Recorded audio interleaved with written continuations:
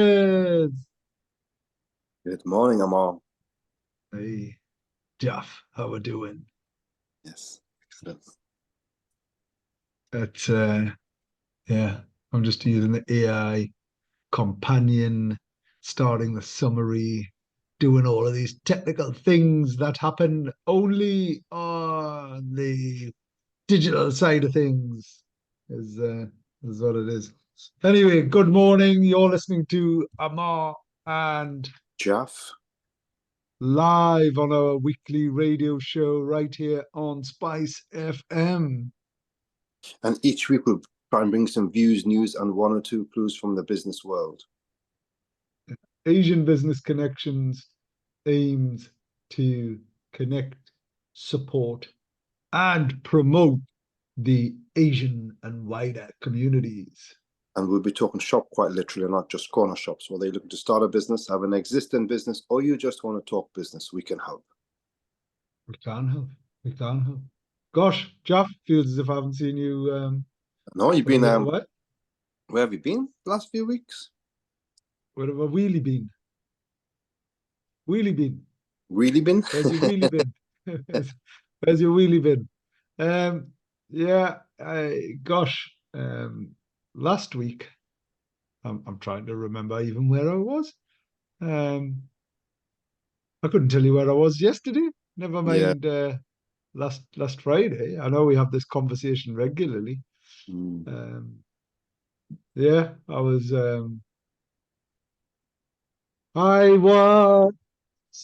delivering a session was what I was.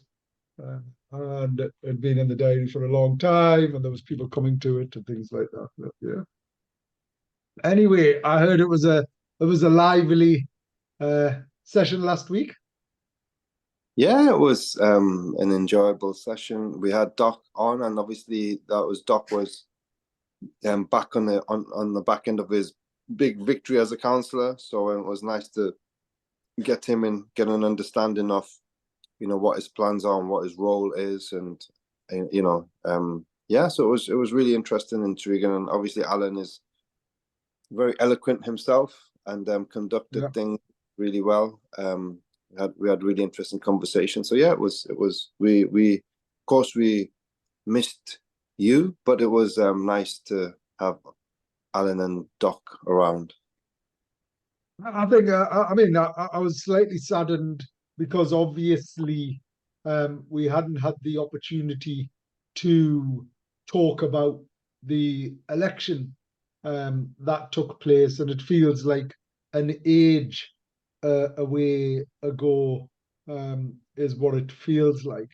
But yeah, I was delighted for Doc, if the truth be known. I think the amount of effort and energy that he had put into the the over the last few years was really good. Yeah, it's brilliant. I mean, you can't just go there and expect to win seats, immediately. Obviously, he's been at it for a number of years, as you say, and I guess you can see the fruits of his hard work, and hopefully, he'll be able to make a difference in that region, in that area, and build a real rapport with all the locals, and make a difference. Yeah. Um, I think the fact that he's been out there for years, and every single year his vote has increased, but every single year he's been doing um, he's been doing things like removing graffiti. He done the big campaign with the cones and the Gosforth High Street that got removed. He's Yeah, actually, I'm not aware of, and this isn't a criticism of anybody else. I just don't know, and maybe because we're aware of Doc. And this isn't a party political broadcast, far from it, because I want to come on to other individuals that I think have been elected, and I think it's wonderful that they have. Um, but it was more the fact that the amount of effort and energy that he'd put into that. I just felt as if he deserved to, Mm, to actually win.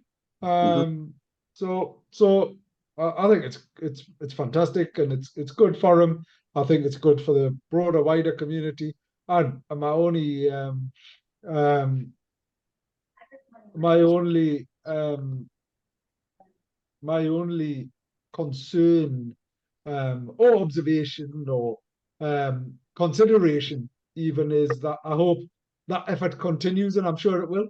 As in, now that he's in the council, he's in a position to hopefully influence policy and things like that. I know he's, from a political party perspective, he's the only one from his party that's there.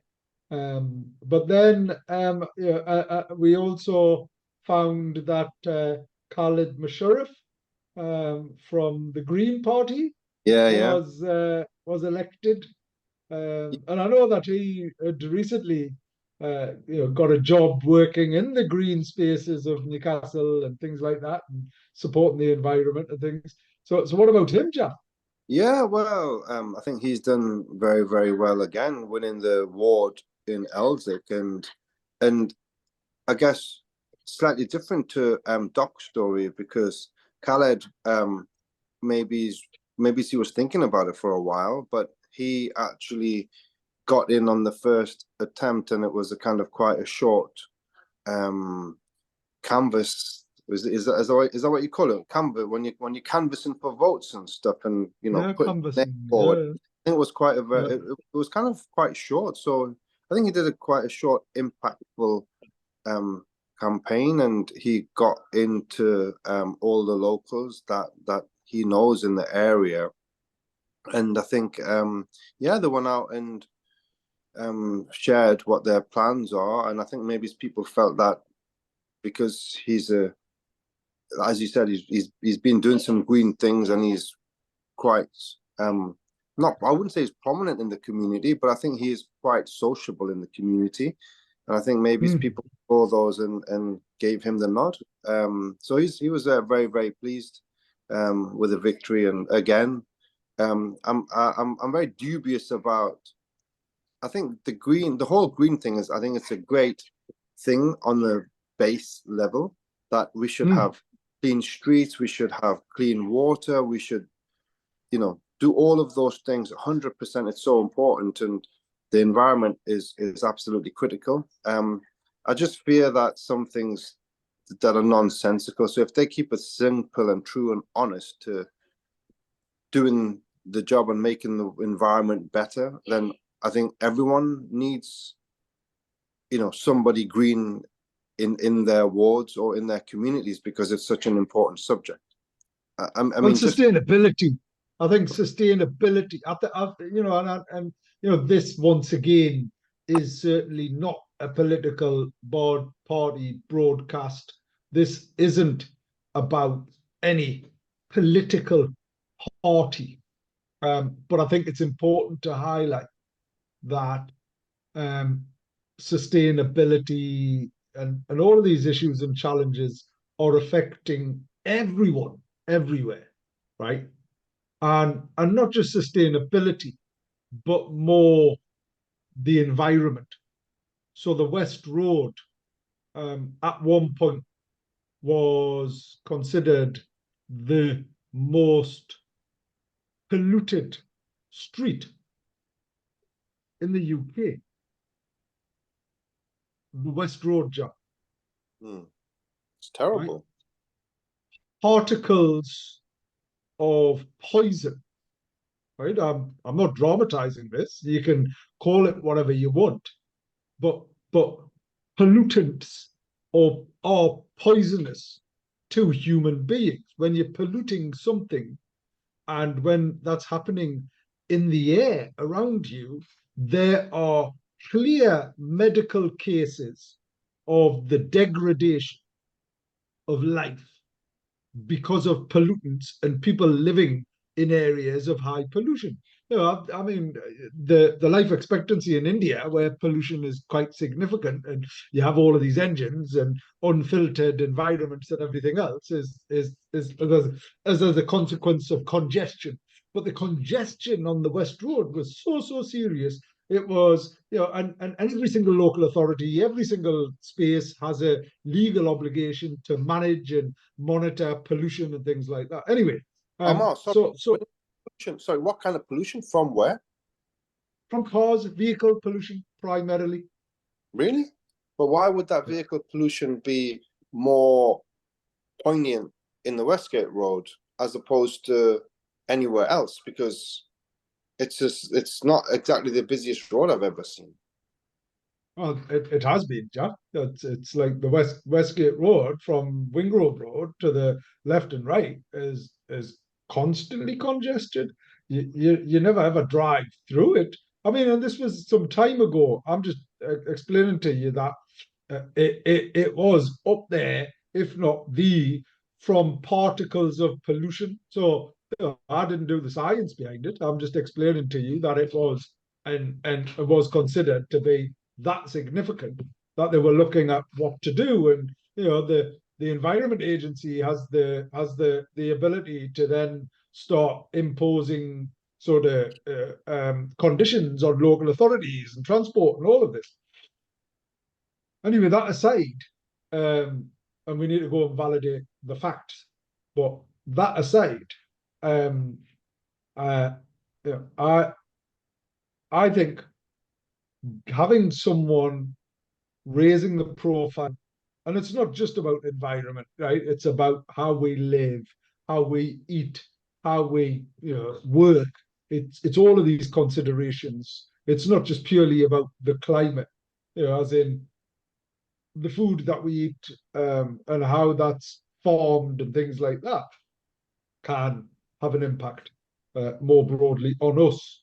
And without getting once again into the science, the gas that's produced and from meat production and things like that, all of these things. Anyway, so having someone who'd canvassed and been appointed in such a short time and significantly is great.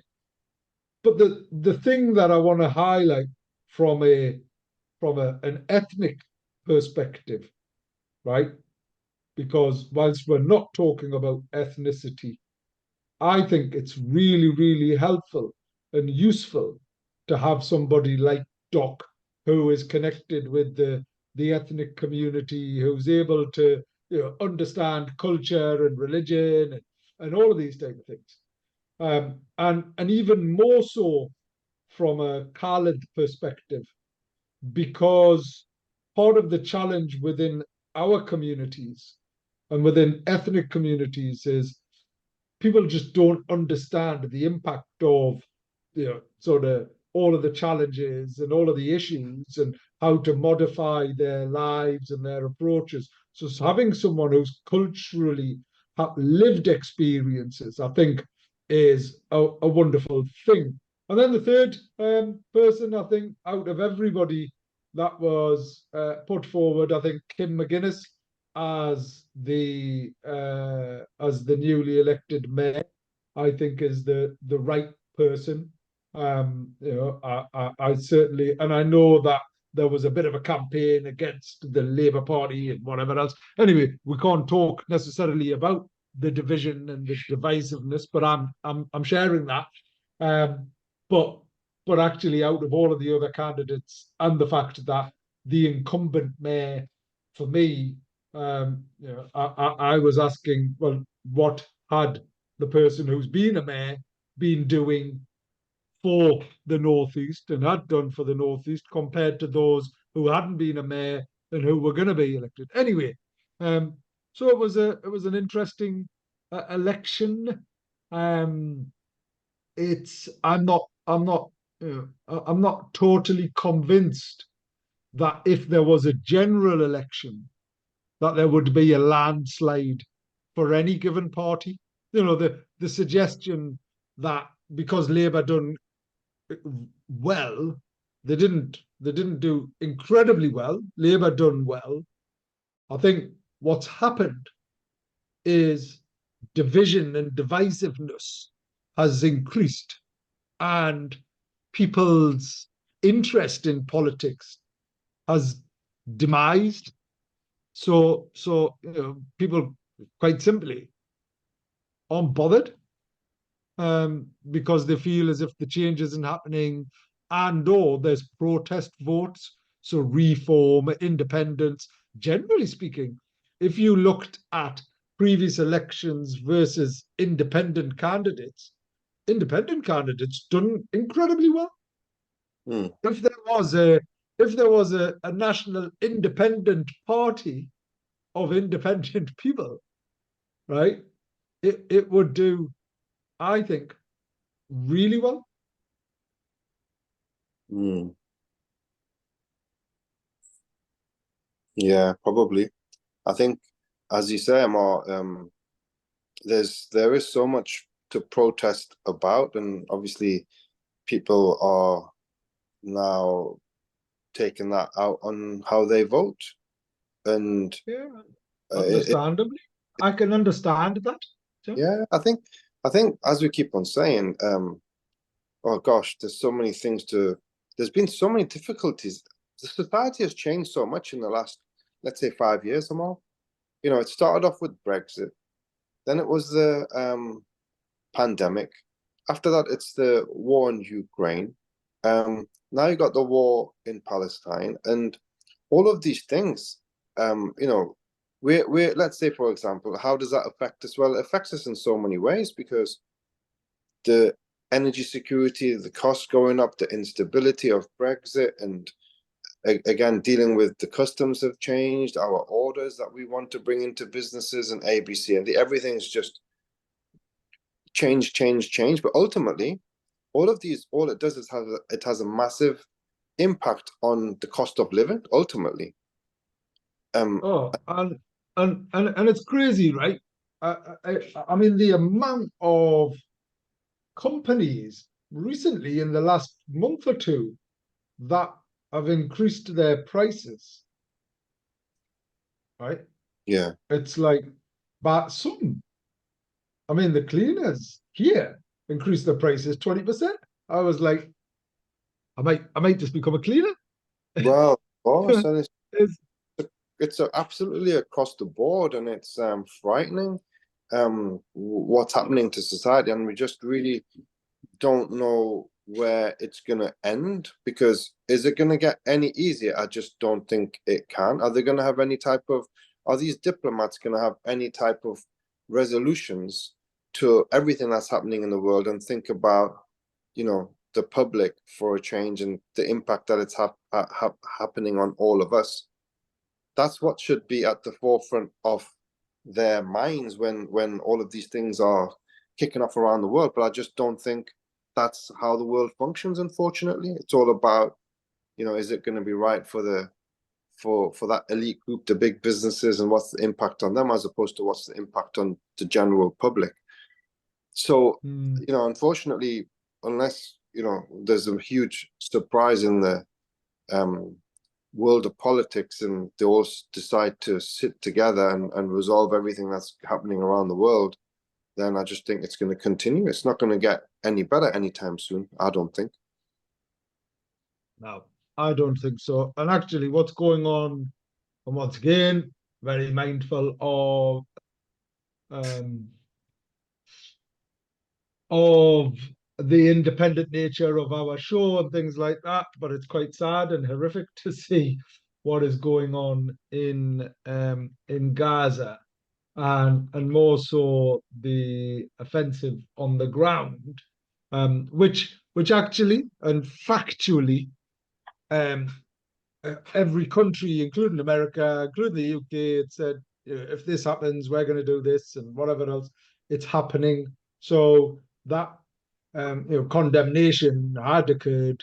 It's sad that that hasn't translated into anything in particular, Well, or meaningful. the Western leaders said that there's a red line. If the Israelis initially pushed everyone to an area called Rafah, which is effectively a tent community, and they said, yeah, that's going to be a safe haven, pushed everybody there, and and it was clearly said that it's a red line if you ever go and attack that safe haven. But what do? They've gone into that safe haven, and there's, you know, civilians and families all in tents, and they're just gone and started bombing them, and lots of people are dying. But what was said a few months ago in terms of the red lines, I think the goalposts have changed, because everyone's kind of on the quiet at the moment, and Israel's obviously taking the opportunity to do whatever they wish. And you've got the ICC, International Criminal Court, that have come out and made statements about the genocide that's occurring over there. And this is nothing that's hidden. I'm just relaying things that's out there in the media. So you know, and again, is the point is, at what point do the leaders actually look at the world through one set of eyes without double standards, and make the same decisions all across the board? And until that happens, and I've said it many times, how can you have justice and peace when you have double standards in how you approach the same situation, just because it's a different country and different nation doing it that you have an allegiance with? You can't then say that it's okay, and to someone else you say it's not okay, because surely, how can that be, Ammar, in an international community? If you're the leader of a nation, surely you need to have that integrity and not have double standards in order for that to be world peace. And until that happens, I think there's never going to be world peace. And I think it's just very, very logical, simple set of circumstances. Yeah. Anyway, coming back to business, alongside all of the dire news and impact, and how challenging it's becoming, more and more so, Jalf, there are some great things happening, you know, and our guest who's coming on the show shortly will, Gordon Bateman, will be highlighting one of these things. So Gordon Bateman is the chief executive of CRSI, the UK's leading consultancy for high growth investor backed businesses. CRSI provides a range of services aimed at accelerating the growth of early stage businesses, passionate about improving the innovation and investment landscape across the UK. He established Investment Ladder, which is now one of the UK's largest networks of equity investors. Climb, the UK's Festival of Innovation, Industry and Investment, is his latest venture, and has been created to help shape the world of innovation, linking some of the UK's most promising technology startups with investors who can help them scale. So Gordon's going to be joining us at 1:45, but I just thought I'd talk about that, because I'm going down to Leeds on the 5th of June for this huge event. You know, and you're very welcome, Jalf. Is what it is. It should be a great event, and Gordon's joining us. And yesterday I was at the Thinking Digital Festival here on the quayside. That was so interesting. And next week I'm talking at the Entrepreneurs Forum. So I've got a panel. Did you know? Are you not coming to that? I'm not sure I got an invite somewhere, but I'm not good at replying, am I? So but if you're speaking, I'll definitely. I think you need to, because it's punch some of that knowledge that you're going to be sharing. So Ammar, where was this digital event at the Quayside yesterday? So it was at the Glass House, the Sage, as I All right. still call it. Yeah. But then they had the after party at Hawkers. Were you there? Were you at the Hawkers thing? No, we didn't do it yesterday. Okay. Was it good? Did you go to the I Hawkers? went during the day. I didn't go to Right. Hawkers, no. No, I didn't. But it was a great event, really interesting. And one of the speakers who was doing a presentation. So it's a bit like TED Talks, 20-minute talks, couple of questions at the end. Really, really interesting speakers, quite enlightening and educational. And it was yeah, I really enjoyed it for the time that I was there. I was only there for a couple of hours. I couldn't really afford to be there for the full day, but I'm glad I went. And there was a real buzz about it. One of the speakers was a world-class storyteller, and he teaches you how to tell stories and talks about the power and the importance of storytelling. And his story started with how to defuse a nuclear bomb with a sex toy. All right. Wow. And That's interesting. it was like it was one of the funniest, interesting and educational. So he talked about how he couldn't tell us which country it was, but how he was involved in this, and they were diffusing a nuclear bomb. And he then talked about uh, plutonium 259, and he talked about fission and the nuclear process and what you have to do, and but told the story so well. And at the end of it, he sort of said, "You do realize that I've given you a science lesson. I've told you a really exciting and interesting story that you're never going to forget, because they actually went down to a sex shop and bought a sex toy because they needed to use something that was clean, disposable, and had a particular mechanism. And the only thing that they could think of from a science perspective was that thing, and they genuinely used it to break down the particles of a nuclear device. And he's like, you're never going to forget that story. And to be honest, you never would. Mm. But the point around that was the storytelling, and he'd been to 84 different countries. He'd gone up and down the Amazon. One of the other things that he spoke about was the down the Amazonian River. Thank you. Um, he had um, he had um, explored lots of different places, and there was actually a place um, that Henry Ford had created, an area that Henry Ford had built or done something, and it was anyway really really interesting storytelling. And I was like, I love equally. So, I love telling stories, and I and I help um, businesses understand how to communicate with their customers using stories. oh, You know, sorry, was that digital marketing event? Was it? it was thinking digital. Okay. So the So essence of the event was storytelling. digital in a digital, they were talking about AI, they fly people in. I think Herb Kim has been doing it. I think it was like the 14th one, and he's been doing it forever, and he's invited me lots of times, and I've just not got there. And this time he's like, I've never ever been. And I was like, yeah, I'd like that. And I went, and it was good. It was really interesting, really interesting. We couldn't recommend it enough. So my point around all of this is get out. Next week, the Entrepreneurs Forum event, Jeff, fortune favors the brave.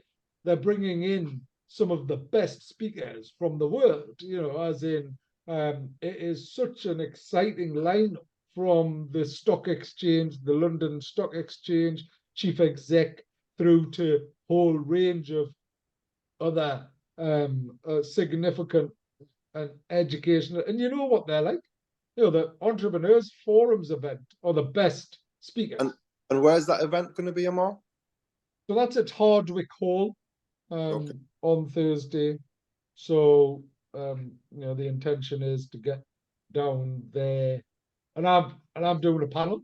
I'm doing a panel event, so I'll be talking um, and talking about the importance of inclusion by default, and things like that. So I'm excited for that. Cool. Um, I on Wednesday I'm judging the lower awards, so I'm doing a bit of that, and then coincidentally, I'm then driving down to Hardwick Hall to facilitate a session. So I'm driving down to Hardwick Hall. I should have just stayed over, rather than driving up and down, up and down. Yeah. But anyway, it is what it is. I'm not uncomfortable with that. So that's exciting. What else is going on in the world, Jeff? Well, yeah, sadly, Newcastle lost, didn't they? That was horrific. I was there at Old Trafford, just a couple of Oh, rows did you behind your go? brother. Couple of rows behind your brother, yeah. All So right, okay. brother was there. There was funnily speaking, the owner of Hardwick Hall was there, John Adamson. There was a lot of all the fans were there in numbers, and unfortunately, it was just one of those games where, if it went either way, no one would have begrudged it. But it's just we were a bit sloppy, and they took advantage of it, and unfortunately, it wasn't to be. But there is an off chance that we still get into Europa League, but it depends. Well, Chelsea have to lose and we have to win, and then we would still be in Europa.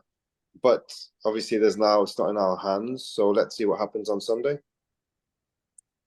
Well, we still need to win, so there's something in our hands, isn't there? So, Yeah, um, but yeah, even the still doesn't guarantee that we get into. It doesn't guarantee that we get into the Europa League. If we win, it guarantees that we get into the conference. It's not 100% guarantee because if they beat Man City in the cup, then that would be taken away from us. So yeah. Anyway, we just have to see how it goes on Sunday. Yeah. So, did you see the Northern Lights or the radiation last week, Jeff? Nah, not really.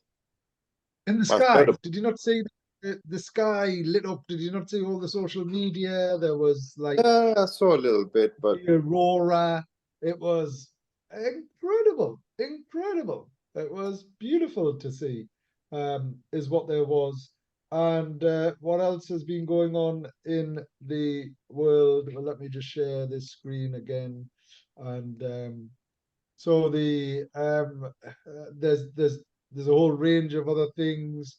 Obviously, the elections going on in India, um, and the challenges with Pakistan and more broadly. There are this year, I think there's like 70 odd countries that are going through elections, including the most populous ones in the world as well. mm, Um, I think the divisiveness that exists is horrific, Jack. I mean, mm. for a sitting prime minister to get shot, Oh, that's outrageous. I mean that's just an attempted assassination. It's absolutely horrendous. I mean, and It's you're shot it's three, four so times. But I'm so wrong. wondering what's up. What happened to his security? If it was supposedly done by an old man in the 70s, but Hmm. how on earth can people get so close to a prime minister? Yeah, it's yeah, I And don't get we it. we we hope that we wish him the best, and hopefully he makes a full recovery. Um, because I mean, trying to assassinate sitting prime ministers is just, yeah, it's just unbelievable. Hmm. It's yeah, crazy, crazy. Um, Anyway, other things that are going on. Well, there was the Gateway, the Great Futures event that took place in Saudi earlier this week, with the Northeast and Newcastle pitched as a gateway to Saudi after claim of 3 billion to sustain 2,000 Northeast jobs. So there's potentially £3 billion of inward investment coming through Saudi happening here in the Northeast. So that's really exciting because we're at the forefront of that through the International Trade Centre that we're opening in at the airport next month is the plan. Topics of the week. It's been Mental Health Awareness Week and the impact of poor mental health on UK employees.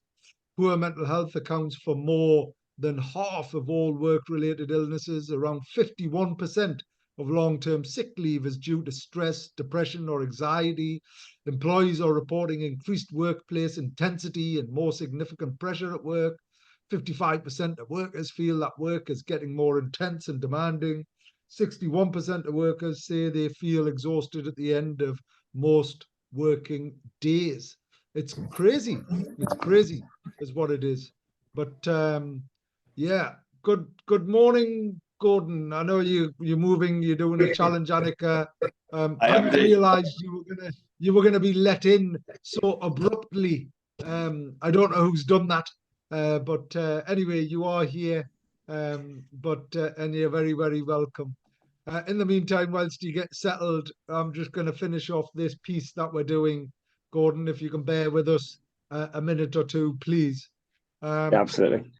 How can you support mental health in the workplace? Well, supporting mental health in the workplace is crucial for creating a positive and productive environment.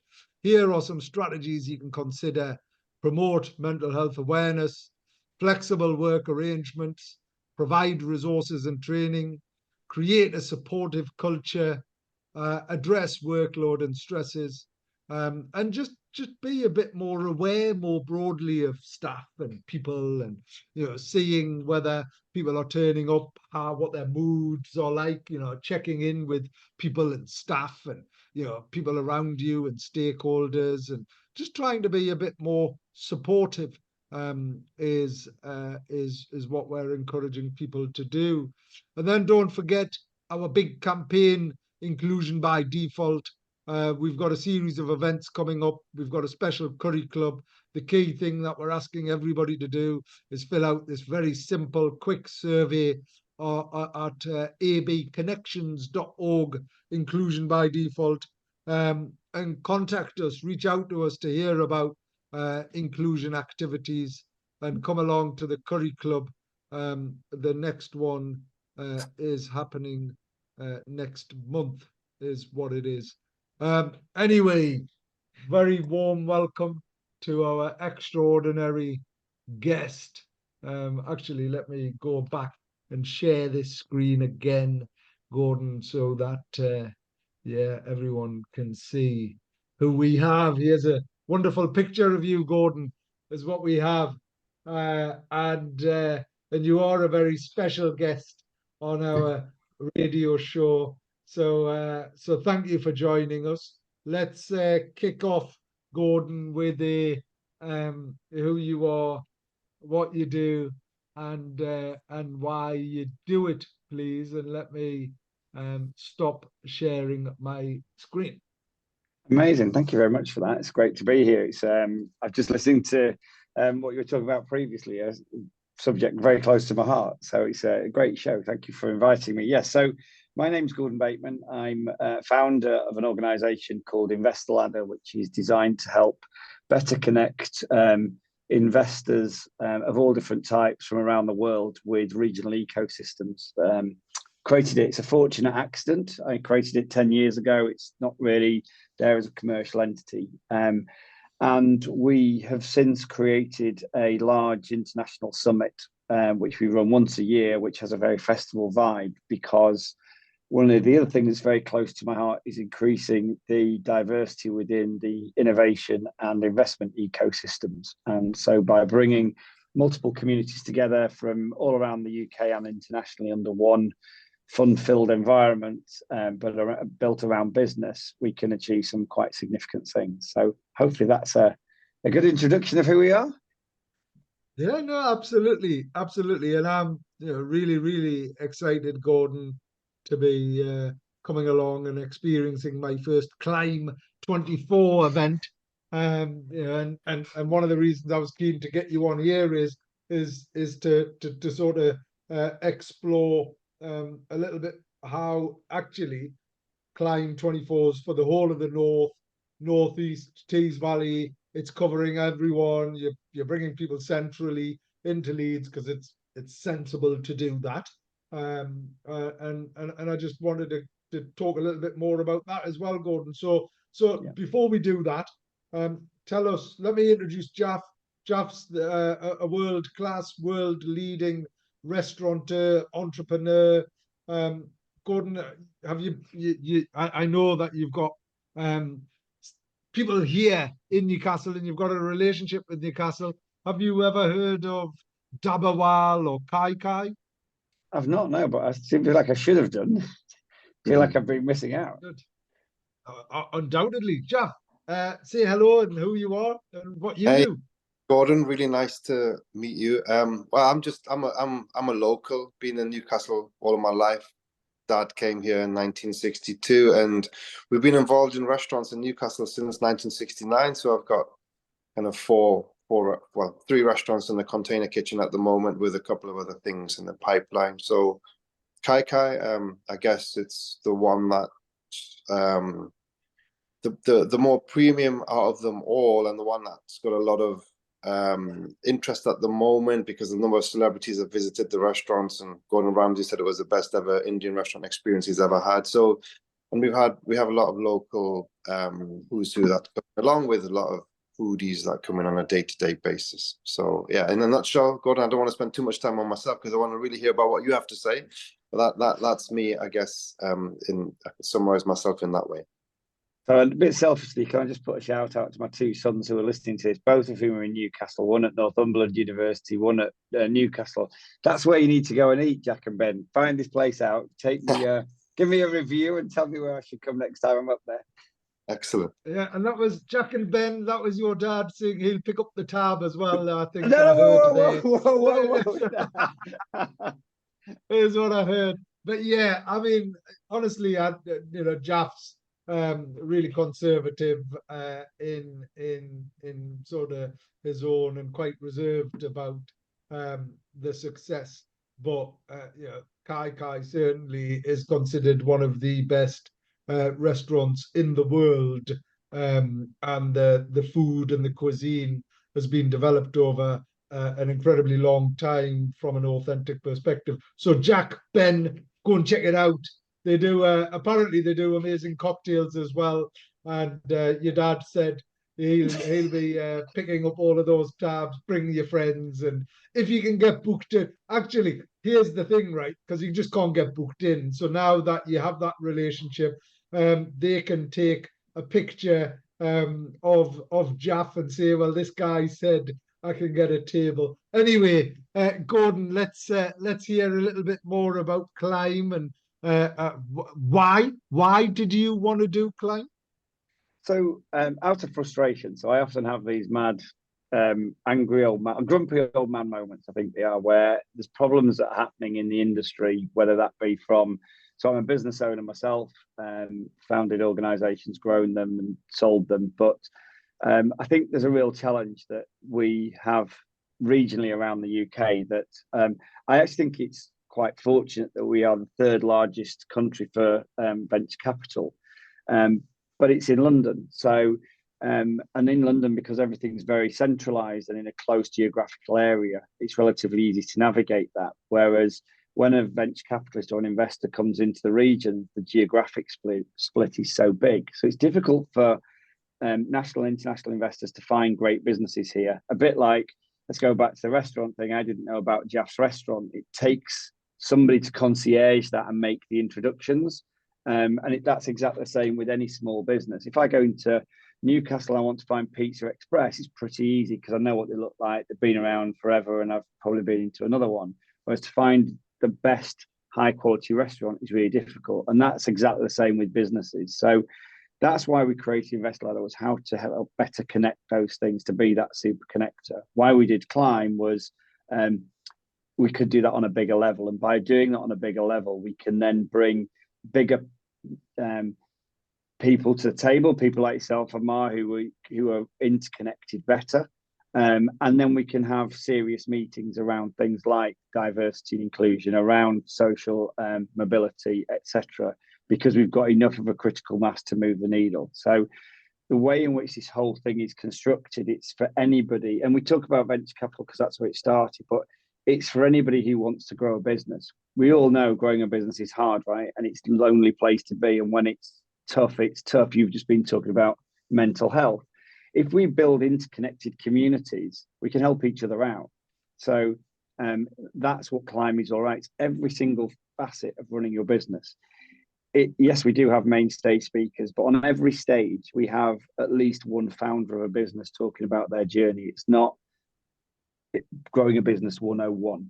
It's around, and someone says, how many speakers have you got? We've got over 200. Actually, we've got about 2,000 because everyone's got a voice. Everyone who comes to our event, but there's no point in coming to Climb to sit and listen. You come to Climb to engage, to build new relationships, build business friendships.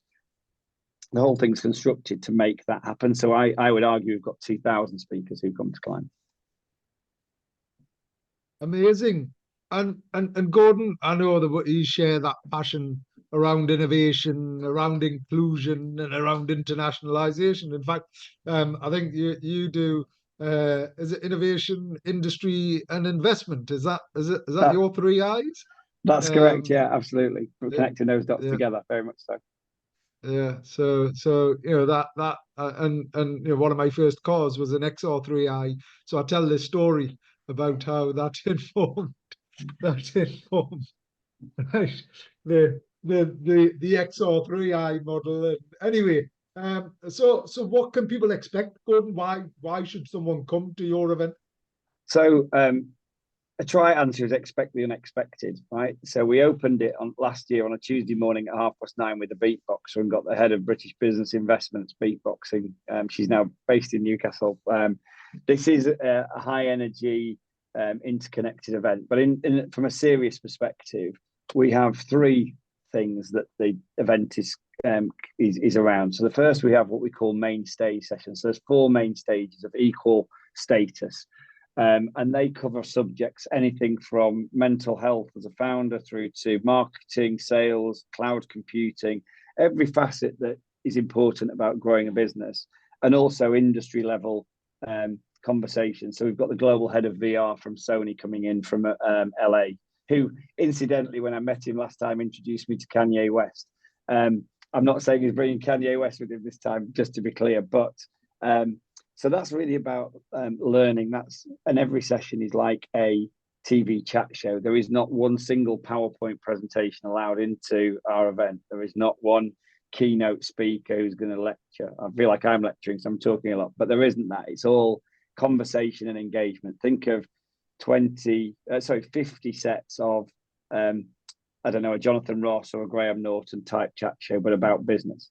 Then we get a bit more intimate. So we've got 50 round tables of workshops that people can get into. So, and where they've got a voice at the table. So they're groups of around 20 people around discussing a subject area, which might be around how do we have better social inclusion in the innovation sector. As an SME, it's quite tough to work out how we can do things better to bring young people from disadvantaged backgrounds into a business, because we might only be 10 people. So we're looking at that on an industry level, right through to a workshop on how to use LinkedIn better. And then we've got an app, so we can help people better connect. So we have an expo area that's divided into zones. So if I'm into retail, I'll know where to find people who are relevant to my business, because sometimes at these big events, it can be a bit hit and miss whether you meet the right people. So everything's curated. And then we've got some live music, we've got entertainment, we've got independent food trucks for the food. We've taken every consideration of what makes this a very inclusive, very safe, very enjoyable, non-threatening. All been to conferences where it's a bit boring and you feel like, do I fit in? This is genuinely, wherever your background, if you're interested in learning and developing your business at an accelerated rate, this is a place to be. Someone described it last year as a year's worth of networking in 2 days. One company came last year, and I'm not going to give you the spoiler of the whole story, but from people that they met at the event by the coffee truck, they raised £2 million of investment into their company. There's some lumps and bumps along the way, and he's going to share that on a main stage. So, and I say expect the unexpected because usually in the main stage sessions, there's a sting in the tail. There's usually it isn't all a bed of roses. This is quite tough. We've got a guy called Stevie Ward, who is an ex-professional rugby player who runs a business on men's mental health. He's talking about his journey. A guy called Andrew Jenkins, who was on the TV show The Traitors. He's coming up from Wales, and he's going to talk about his mental health and trauma consultancy business that he's looking to build. So a real mix of really interesting subjects that, as a founder of a business, are things that I've needed and I still need as I go along the journey of growing my company. I'm even more excited now, Gordon, which is wonderful.